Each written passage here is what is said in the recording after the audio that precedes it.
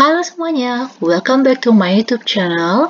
Oke, kali ini kita mau lanjut lagi untuk pembahasan soal sekaligus ini pembahasannya yang pemisahan campuran. Ya, kalau untuk materinya itu penjelasannya sudah diupload. Teman-teman nanti cek aja di playlistnya, cari yang pemisahan campuran kayak gitu. Oke, atau nanti di kolom deskripsinya nanti saya cantumin untuk yang link materinya ya, supaya teman-teman nggak ribet carinya. Oke, kita mulai untuk soal yang pertama. Teknik pemisahan campuran yang digunakan. Nih, yang digunakan untuk memisahkan padatan dan cairan. Oke, perhatikan ini padatan dan cairan yang tidak larut dalam air. Maksudnya, jadi air itu sama padatan itu kalau dilarutin itu dia nggak tercampur, nggak menyatu, kayak gitu. Jadi bisa ada kelihatan perbedaannya. Nih, berdasarkan perbedaan partikel zat atau yang tercampur, itu berarti teknik pemisahannya gimana? Oke, kalau ini jawabnya adalah filtrasi. Oke, teman-teman harus ingat, kalau filtrasi itu nama lainnya itu adalah penyaringan. Jadi yang kita saring, kayak gitu. Sedangkan kalau evaporasi itu adalah penguapan. Ya, jadi ini penguapan dari zat pelarutnya. Kalau sublimasi, ya, ini itu bisa dilakukan jika salah satu zat yang mau kita pisahkan itu ada yang bisa menyublim. Ya, ingat menyublim itu kan dari perubahan solid menjadi gas. Tetapi kalau misalnya nggak ada terjadi proses penyublim, berarti kita nggak bisa menggunakan sublimasi. Oke, jadi ini kalau misalnya saya contohin ya, ini itu adalah misalnya ini suatu tabung reaksi gelas kimia. Di sini kita buat isinya air, terus di dalam sini tuh ada pasir, ya, atau misalnya kerikil gitu, itu kan nggak bakal nyatu ya. Jadi zat padatnya itu nggak larut di dalam pelarutnya. Berarti ini masih bisa dipisahin, yaitu dengan cara gimana? Yaitu dengan cara kita saring, kayak gitu.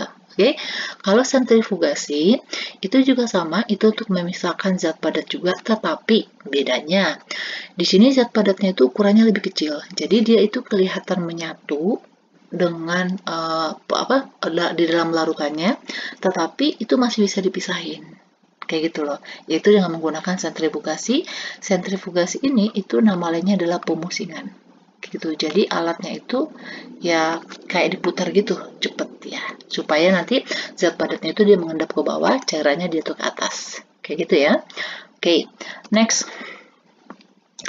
Kalau campuran pasir dan kapur barus, serbuk dapat dipisahkan dengan teknik gimana? Oke, ini kapur barus, mungkin teman-teman ada yang tahu, oke, atau mungkin teman-teman namanya nggak tahu yang ini, tetapi ini nama lainnya itu adalah camphor, ya. Ini loh yang biasanya digunakan di dalam lemari gitu, supaya pakaiannya nggak bau apek, gitu, atau nggak masuk serangga gimana gitu, ya. Jadi tuh, jadi camphor itu misalnya di sini dalam bentuk serbuk ya, itu dicampur dengan pasir. Oke, cara memisahkannya gimana? Yaitu ini dengan cara sublimasi. Ingat, tadi sublimasi itu ada yang bisa menyublim. Yang mana yang bisa menyublim? Yaitu kapur barus, ya. Jadi kapur barusnya ini nanti dia menyublim. Kalau dalam praktikumnya, contohnya gini. Jadi misalnya ini ada gelas kimia, ini gelas kimianya yang ukurannya kecil ya. Jadi di sini tuh campuran dari kapur barus sama pasirnya tadi. Anggap dia ini sama ya. Oke, misalkan. Terus ini itu kita panasin menggunakan kaki 3 gitu. Terus oke, saya nggak bisa gambar pemanasnya. Oke, anggap begini pemanasnya ya. Terus ini dipanasin. Oke, di atas sini itu diletakin es. Ini kayak kaca arloji kayak gitu, ada es. Nanti yang menguap ini, yang menyublim ini ya, oke. Ini pemanasan kayak gini. Ini nanti yang menyublimnya ini itu nanti bakalan naik ke atas ya. Jadi nanti dia itu bakalan mengeras di bawah lapisan, di bawah ini yang kaca arloji tadi, yang di atasnya itu ada es kayak gitu. Itu kalau terjadi praktikumnya kalau di lab kayak gitu. Oke, jadi teman-teman harus tahu karakteristik teknik pemisahan itu apa, supaya nanti lebih gampang untuk menjawab pertanyaannya ya. Next lagi, teknik yang digunakan untuk menguji adanya obat terlarang atau narkoba. Oke, kalau untuk obat terlarang, terus nanti ada namanya zat warna, ya, itu biasanya yang digunakan itu adalah kromatografi. Karena kalau kromatografi itu kita bisa tahu nih dari suatu zat itu komponennya apa aja yang ada di dalamnya. Gitu. Itu nanti dengan menggunakan kertas kromatogram, kayak gini bentuknya kertas, ya. Nanti misalnya ini garisnya, nanti kita totol-totol ini di sini zatnya yang udah kita larutin tadi. Terus ini kita masukin dalam suatu wadah, ya, air ya, ini. Jadi airnya itu maksudnya apa namanya? Ada yang namanya fase mobile atau fase stasionernya. Jadi nanti yang pelarutnya itu kita taruh di sini, tapi jangan sampai melewati ini, kayak gitu. Oke, saya kasih kecil ya. Nah, nih misalnya, jadi nggak melewati batas ini. Jadi nanti ini bakal naik ke atas, kayak gitu. Jadi ada beberapa. Nah, dari sini bisa kita tahu nih, berarti zat ini terdiri dari apa aja. Oke, itu namanya kromatografi. Nah, lanjut lagi. Teknik pemisahan dengan cara seperti ini. Oke, ini ada gelas kimia, terus ini labu Erlenmeyer, ini kertas saring. Nah, kira-kira yang cocok yang mana? Kalau campur dengan halus tadi nggak bisa ya. Ini kita bisa menggunakan dengan sublimasi, karena salah satunya itu bisa menyublim. Oke, ini sublimasi. Kalau campuran gula air dan air teh, oh nggak bisa ya. Karena gula pasir dan air teh itu dia larutannya homogen atau dia itu menyatu. Oke, jadi meskipun kita saring, kita nggak bakalan dapatin gulanya. Nggak, karena nanti itu bakalan kesaring semuanya bakalan lolos, ya. Tetapi kalau campuran pasir dan air ini baru bisa karena ukuran partikelnya itu dia beda. Jadi pasirnya lebih gede. Jadi pasirnya nanti bakalan ada di dalam kertas saringnya ini, sedangkan airnya itu nanti yang bakalan hasil di sini. Oke, ini jawabnya adalah yang ini. Kalau campuran garam dalam sayuran, maksudnya ini ya, garam itu maksudnya kalau kita masak, kita kasih garam ya ke dalam sayurannya. Garamnya itu kalau misalnya kalau udah larut dalam garamnya ya, kalau udah larut dalam larutan sayurannya atau airnya, nggak bisa dipisahin dong. Ya kan? Karena dia udah nyatu, kayak gitu. Terus campuran garam dalam air laut, nggak bisa juga, karena dia juga melarut. Maksudnya dia larut, kayak gitu. Ya, jadi nggak bisa. Jadi jawabnya adalah yang C. Oke, next. Nah, ini yang barusan tadi. Zat warna. Nah, ini zat warna yang terdapat pada saus makanan. Oke, nanti zat warna bisa dari saus makanan, atau nanti mungkin soalnya diganti, yaitu dengan menggunakan tinta, kayak gitu ya. Nah, itu digunakan dengan menggunakan ini, supaya kita tahu komponennya, atau apa aja yang terkandung, atau zat warna apa aja yang ada di dalam makanan tersebut. Kayak gitu, kan nanti di dalam kertas kromatogramnya itu yang kelihatan itu adalah warna-warna, kayak gitu, ya. Jadi ya ini teknik pemisahannya, yaitu dengan menggunakan kromatografi. Oke, next lagi. Teknik pemisahan campuran dengan memperhatikan perbedaan titik didih. Oke, kalau dia ada kata-kata ini, perbedaan titik didih, teman-teman ingat aja, itu namanya destilasi. Ya, itu destilasi.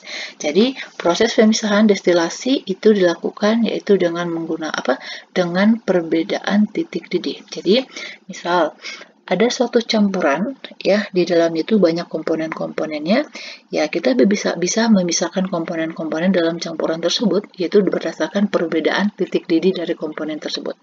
Jadi setiap komponen itu dia memiliki perbedaan titik didihnya, kayak gitu ya. Itu untuk yang destilasi. Oke, lanjut lagi. Teknik yang digunakan untuk memisahkan gula dari batang tebu. Ini berarti dari batang tebunya ya. Oke. Kalau sublimasi nggak bisa, ya, karena tadi dia itu nggak ada yang menyublim. Evaporasi juga bukan, itu bukan proses penguapan, bukan destilasi apalagi, bukan titik didih.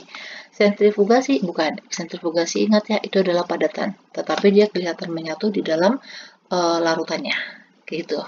Yang benarnya adalah kristalisasi ya. Jadi kita mengkristalkan gula pasir tersebut yang ada di dalam tebu itu. Karena kan tebu itu kan kalau misalnya diperas kan nanti bakal keluar airnya ya. Jadi di dalam airnya itu kita nggak perlu nambahin air kayak gitu. Jadi makanya nggak bisa evaporasi kayak gitu. Jadi di dalam airnya itu nanti itu yang akan kita kristalin, yang dari perasan tebu tadi itu yang kita kristalin bisa menjadi gulanya gitu dalam bentuk padatannya. Oke, lanjut lagi. Kondensor merupakan salah satu alat yang digunakan pada teknik pemisahan destilasi. Oke. Fungsi kondensornya pada teknik ini, oke, kalau teman-teman yang udah pernah praktikum menggunakan destilasi mungkin tahu jawabannya. Tetapi kalau misalnya teman-teman belum, oke, nanti coba teman-teman lihat di penjelasan, itu ada gambarnya di situ, ya teman-teman supaya tahu yang mana yang kondensor, ya. Dan situ juga ada penjelasan kegunaannya untuk apa. Oke, jadi kegunaan dari kondensor itu adalah mendinginkan uapnya. Ya, jadi kan tadi dipisahkan berdasarkan titik didih, ya. Berarti titik didih dari larutan tadi atau cairan itu kita didihkan, berarti kan dia bakal menjadi uap dong. Ya kan?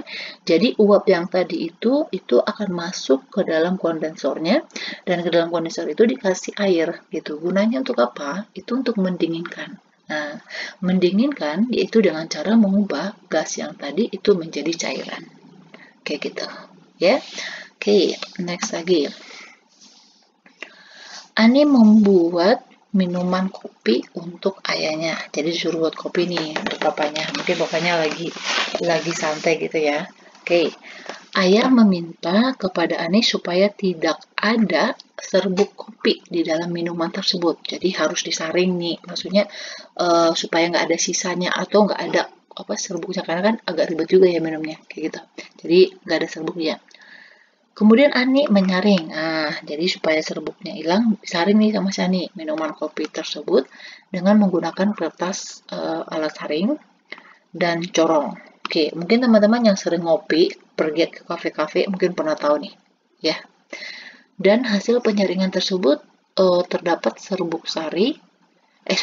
terdapat serbuk kopi di kertas saringnya. Terus pada proses pemisahan tersebut, ini typo lagi nih, yang dianggap sebagai residu yang mana? Oke, ingat residu itu adalah sisa.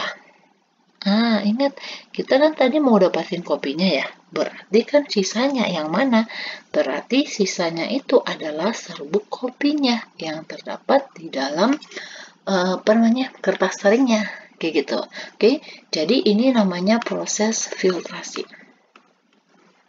Nah, di dalam proses filtrasi, teman-teman ingat ada dua istilah, nanti ada teman residu, sama nanti satu lagi ada yang namanya filtrat. Ya, filtrat itu adalah hasilnya. Oke, jadi hasilnya yang mana? Yaitu air kopinya yang udah disaring. Oke, ini adalah filtratnya. Sedangkan tadi kan air itu sebagai pelarut, ini kertas saring itu cuma sebagai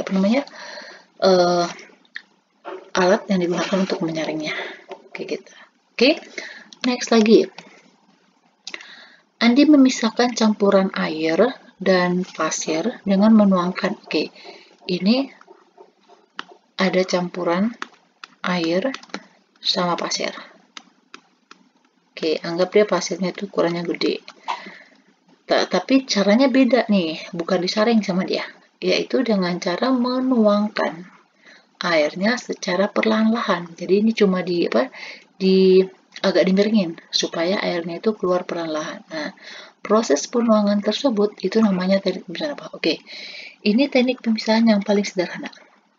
Ya, kita nggak perlu alat apapun. Kita nggak perlu yang namanya kertas saring, kita nggak perlu yang namanya pemanasan atau apa nggak. Cuma dituangin aja. Nah, namanya apa? Oke, kalau dalam kimianya itu ada nama lainnya, bukan penuangan. Tetapi nama lainnya adalah dekantasi. Bisa ya?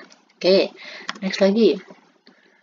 Metode yang digunakan untuk memisahkan komponen sel darah. Oke, teman-teman mungkin yang udah belajar biologi tahu ya, sel darah itu dia banyak penyusunnya, yaitu ada yang plasma darah, ya, ada sel darahnya. Plasma darah ini kan dia cair ya, sedangkan sel darah itu dia padat. Nah, ini tadi yang saya maksud. Jadi sel darah itu dia halus banget, jadi dia larut di dalam plasmanya, jadi kelihatan nyatu, kayak gitu. Tetapi itu masih bisa dipisahin, yaitu dengan cara sentrifugasi. Yaitu dengan cara sentrifugasi, ingat ya, tadi nama lainnya itu adalah pemusingan. Oke, jadi itu dipusing gitu, maksudnya diputar kayak gitu sampai nanti sel darah merahnya itu itu nanti bakalan berada di bawah kayak mengendap gitu, sedangkan plasmanya itu bagian atas. Baru nanti dituangin aja nanti pelan-pelan kayak gitu, ya. Oke. Nih, di dalam minyak bumi ya, ingat minyak bumi itu diperoleh dari fosil. Oke, itu terdapat banyak campuran yang dapat digunakan dalam kehidupan sehari-hari. Salah satu contohnya adalah bahan bakar seperti bensin, ya. Jadi bensin itu diperoleh dari minyak bumi. Cara yang tepat untuk memisahkannya apa? Oke, ini yang paling tepat adalah destilasi. Oke, tetapi di sini ada katanya aneh sobat nih, destilasi bertingkat. Kayak gitu. Jadi karena apa dia bertingkat ini? Karena ada karena ada kolom-kolomnya. Misalnya kayak gini, ada fragmen-fragmennya di sini, fraksi-fraksinya. Jadi kalau misalnya di sini kita tuangin minyak buminya, ya, ingat tadi kan kalau dia destilasi kan berdasarkan perbedaan titik didih, ya. Di dalam minyak bumi itu campurannya banyak. Jadi siapa yang titik didihnya paling rendah, ya, dengan pemanasan, itu yang pertama sekali menguap. Gitu. Itu pertama sekali menguap. Berarti dia bakal naik ke atas dulu, dinginin gimana gitu. Kalau misalnya yang mau diperoleh dalam bentuk gas, ya ada diambil dalam bentuk gas. Tapi kalau misalnya diberi lagi, tetapi dalam bentuk cair, kayak bensin ya cair, itu yang kita ambil gitu. Jadi itu berdasarkan titik didihnya. Oke, bisa ya? Nah, next lagi. Campuran air dan minyak. Nah, ini air dan minyak kan nggak nyatu ya, makanya merupakan campuran heterogen. Ingat lagi, heterogen itu kan dia nggak bisa nyatu, ya. Jadi kita masih bisa lihat nih, yang mana airnya, mana minyaknya, kayak gitu. Cara yang tepat untuk memisahkannya gimana? Oke, cara yang paling tepatnya destilasi bukan, karena itu berdasarkan titik didih. Oke, jawabnya itu adalah yang corong pisah. Kalau kromatografi bukan ya, karena itu warna. Sentrifugasi tadi yang padatan. Oh, destilasi sama dua di jawabannya. Oke, typo lagi. Nih, jadi kalau corong pisah itu adalah karakteristiknya ya. Itu pemisahan dari dua cairan yang tidak bisa menyatu. Ya, nanti untuk proses pemisahannya itu berdasarkan massa jenisnya. Gitu. Jadi kita tuangin dia ke dalam corong pisah.